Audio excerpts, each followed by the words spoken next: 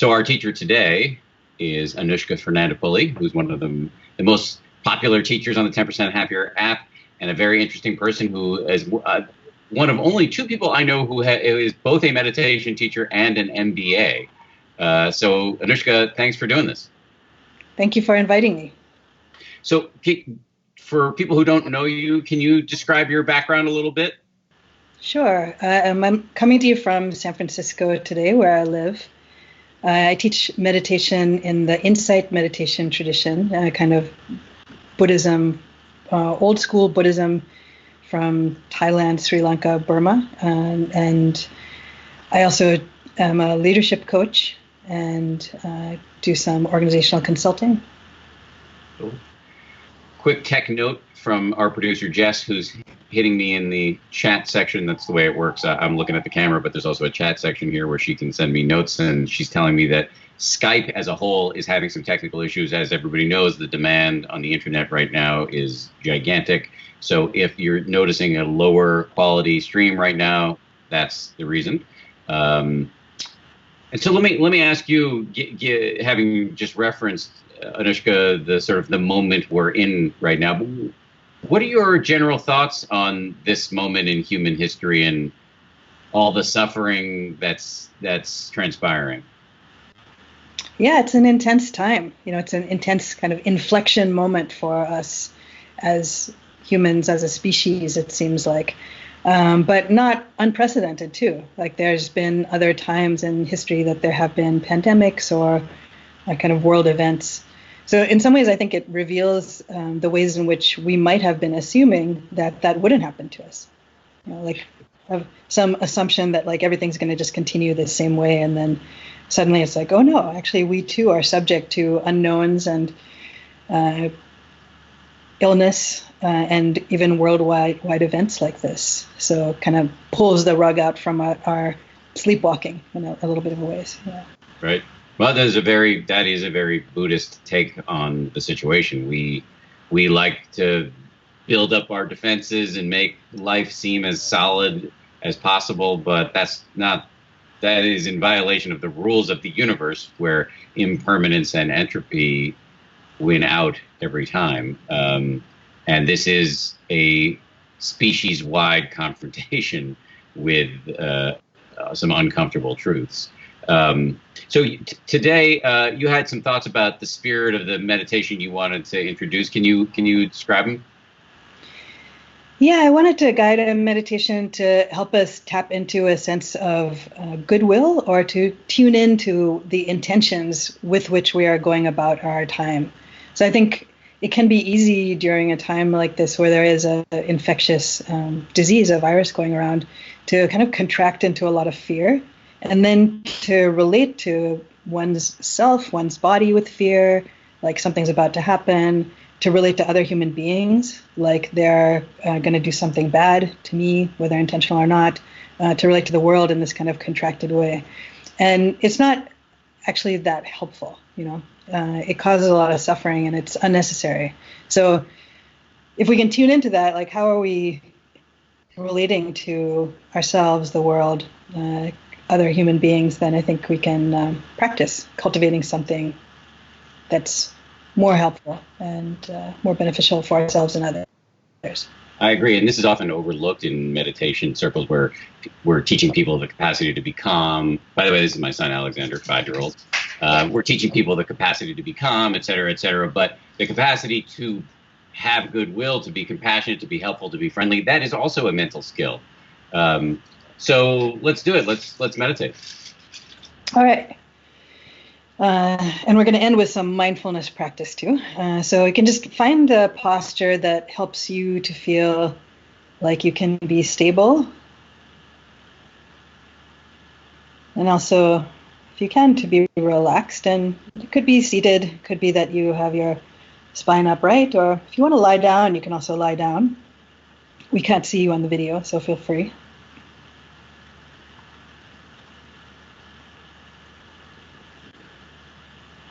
And we'll take a moment just to bring the attention into the body. So just allow yourself to arrive here. Could be as simple as just feeling your feet on the ground. Feeling your seat on your chair or cushion, or feeling the weight of your body on the ground if you're lying down.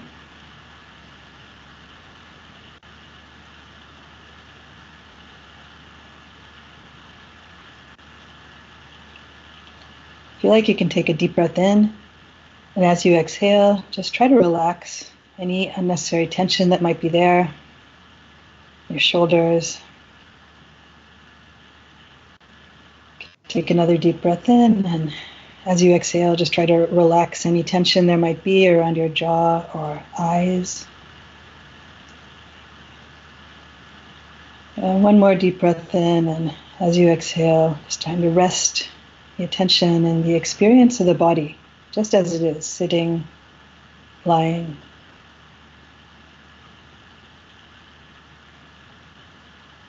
You might notice that the body is breathing.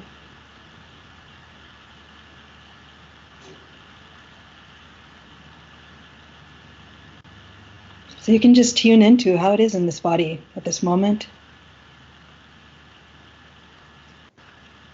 You can see if you can notice what the attitude is towards this breathing body.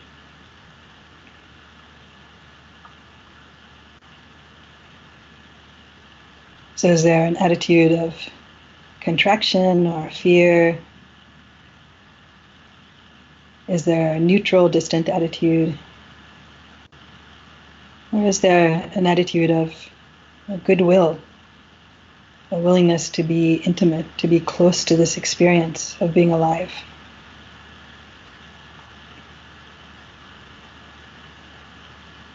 So just recognizing the fragility of this body, the potential to be hurt and injured, and our own desire to be well, to be happy, to be healthy. Can connect with a sense of goodwill for ourselves. Connect with our own deepest wishes for well-being.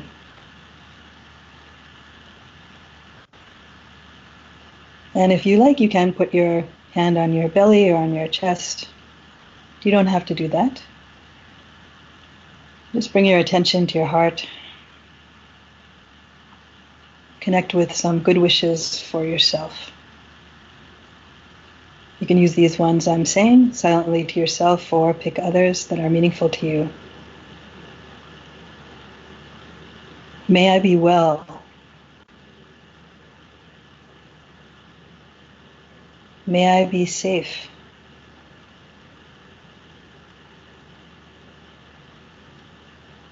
May I be at ease.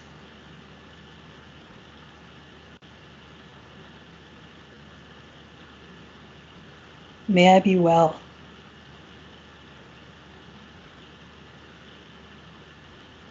May I be safe.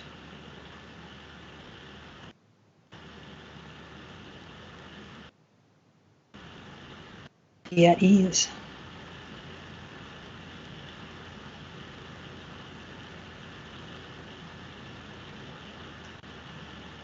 If you like, you can extend out to hold in your heart.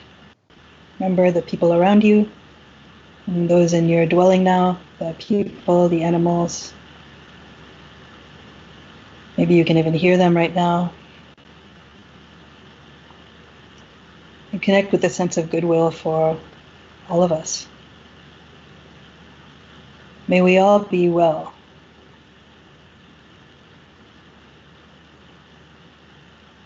May we all be at ease. May we all be safe. Extend out the well-wishing now. Can include everyone outside of your dwelling, in your building, in your neighborhood, outside. You can remember all those who are sick right now, and all those who are tending to the sick, all those who are working, all those who are playing, all those who are asleep. Extend out across the globe. Include all humans, all animals.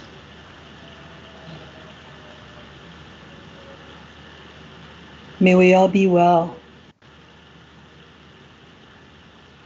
May we all be safe. May we all be at ease.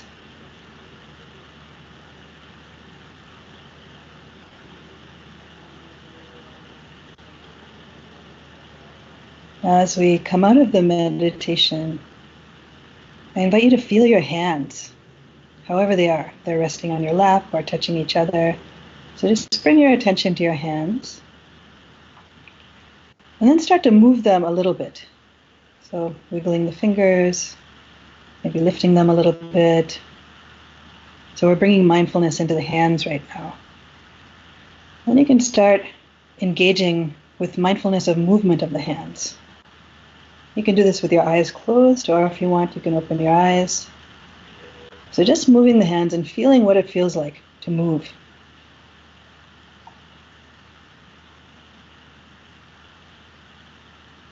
And you can move them in any creative way you want. You can even move them faster if you like.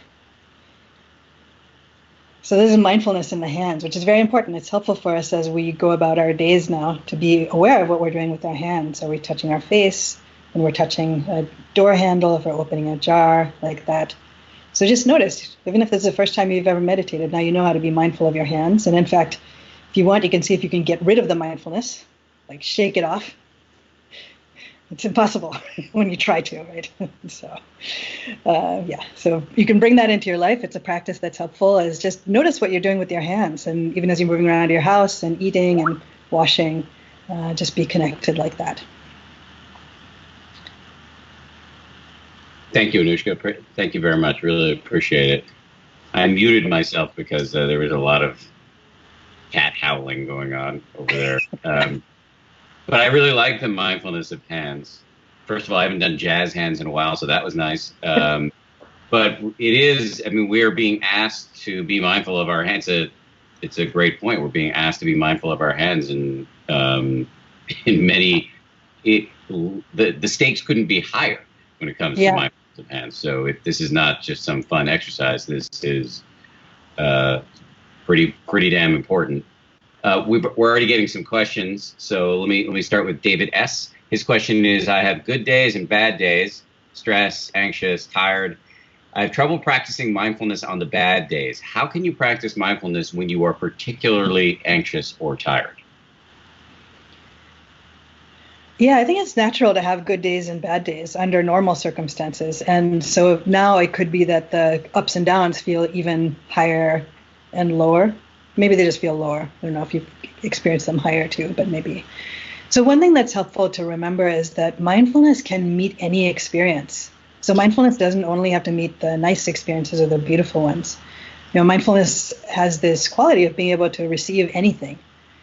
So even if it's just like you're all crunched up in a ball, let's say you're like rocking back and forth in your apartment in the corner, like all crunched up, then just actually feel like what it feels like. Like, oh, this is horrible. Like, oh, what does horrible feel like? Like, feel what that's like, wherever you can feel it, you know, in the movement of the body or in your heart.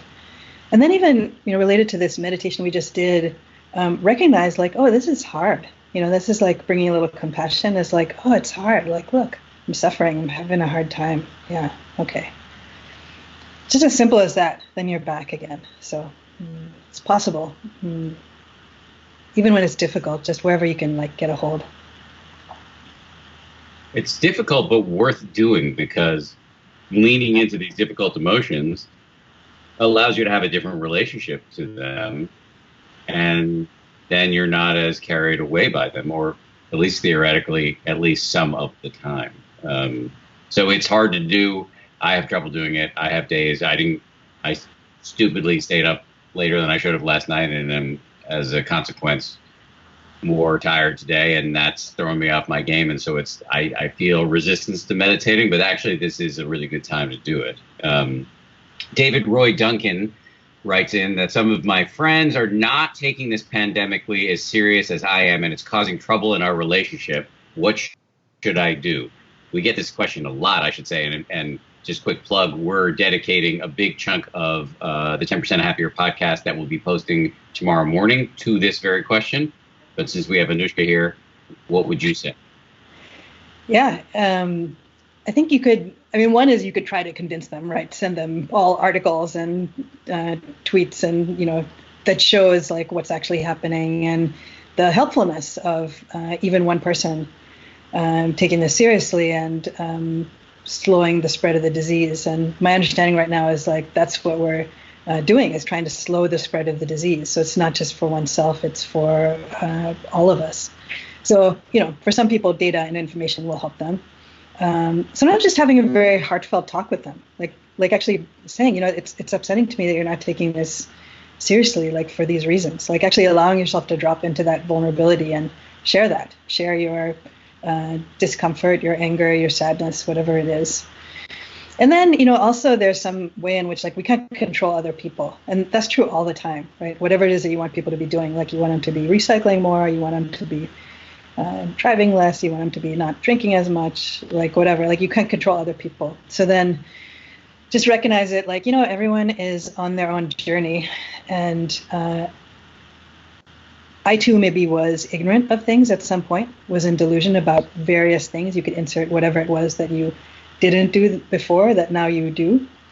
So if you can even hold them with a little bit of compassion, that like they're just in delusion. And there's lots of cases, I think, of people who have done this, like, some basketball player who was like touching all the microphones in his interview because he was making fun of it. And then the next day he got the virus, right? Because the virus doesn't care if you believe in it or not. Like it's science, it's just like contracted. So, and then that guy felt very like ashamed of that and apologized. So you can just be like, okay, that's where this person is right now.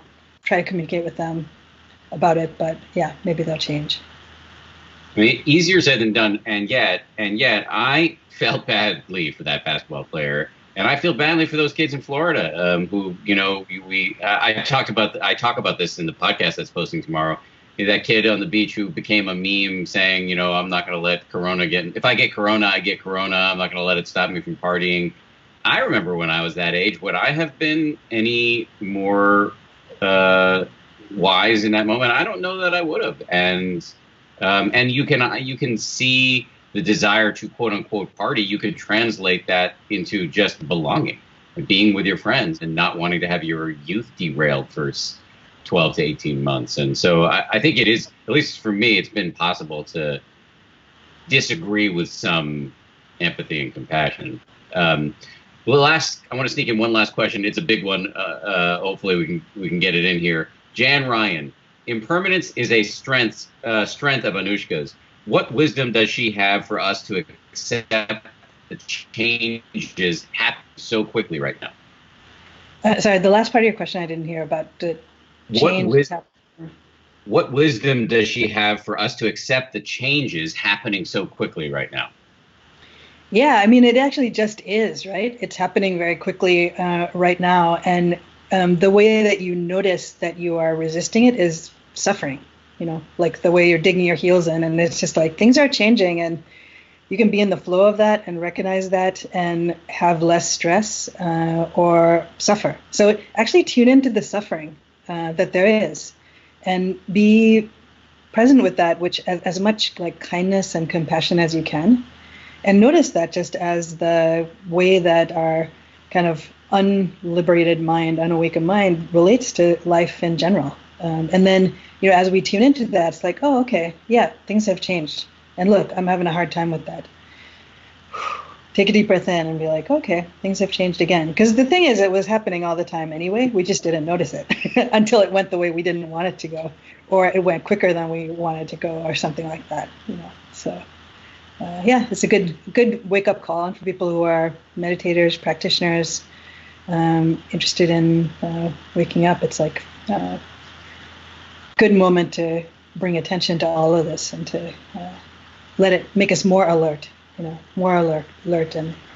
if possible, kind. If people are now finally seeing the irrefutable awesomeness of Anushka Fernandopulle and want more, Saturday mornings on Instagram, she's doing live meditations. What's your handle, Anoushka? It's Anushka_Dharma.